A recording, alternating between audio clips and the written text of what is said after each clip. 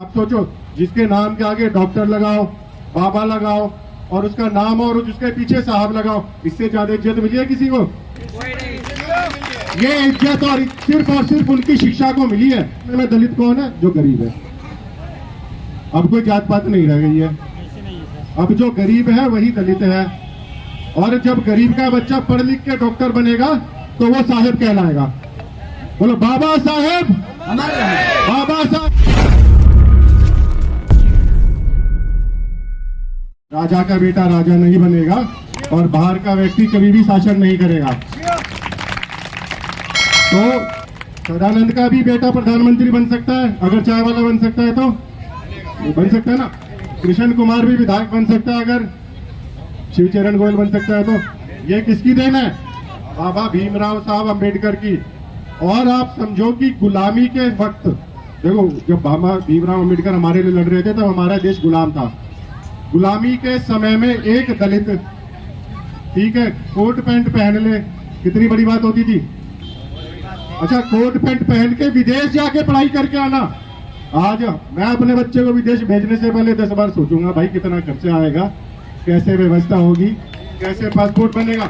उन्होंने उस समय अपनी शिक्षा के दम पे, अपनी काबिलियत के दम पे, बिना पैसों के, बिना सपोर्ट के और दूसरी जातियों के विरोध के बावजूद, ठीक है, मैं तो ब्राह्मण हूं लेकिन मैं उस वक्त के ब्राह्मणों की बात बता रहा हूं कि वो नहीं चाहते थे कि दलित को शिक्षा मिले, लेकिन फिर भी उन्होंने लड़के, समाज से लड़के, समाज की बुराइयों से लड़कर उन्होंने खुद को, अपने आप को, अपने लिए लड़ाई करी, खुद को पहले शिक्षित किया और फिर पूरे देश के लिए लड़ाई करी। और आज मैं बाबा भीमराव अंबेडकर साहेब, आप सोचो, जिसके नाम के आगे डॉक्टर लगाओ, बाबा लगाओ और उसका नाम और उसके पीछे साहब लगाओ, इससे ज्यादा इज्जत मिली है किसी को? ये इज्जत और सिर्फ उनकी शिक्षा को मिली है।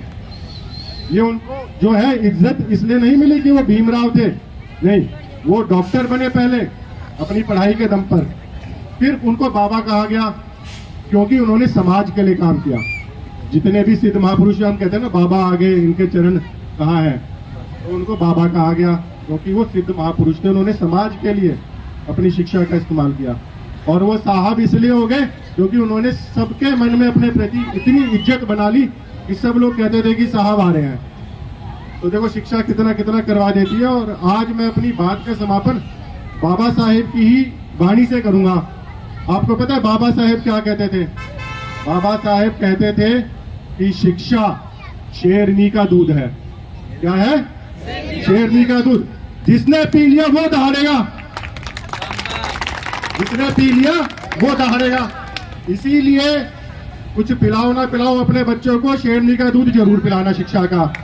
बोलो भीमराव अंबेडकर अमर रहे, बाबा साहेब अमर रहे, बाबा साहेब अमर रहे। और वो अमर तभी हो पाएंगे जब यहाँ का हर बैठा बच्चा डॉक्टर बनेगा। वही हमारी सच्ची श्रद्धा है, क्योंकि बाबा साहेब को जब दलित का बच्चा, अच्छा आज के समय में दलित कौन है? जो गरीब है। अब कोई जात पात नहीं रह गई है। अब जो गरीब है वही दलित है। और जब गरीब का बच्चा पढ़ लिख के डॉक्टर बनेगा तो वो साहेब कहलाएगा। बोलो बाबा साहेब, बाबा साहेब। धन्यवाद।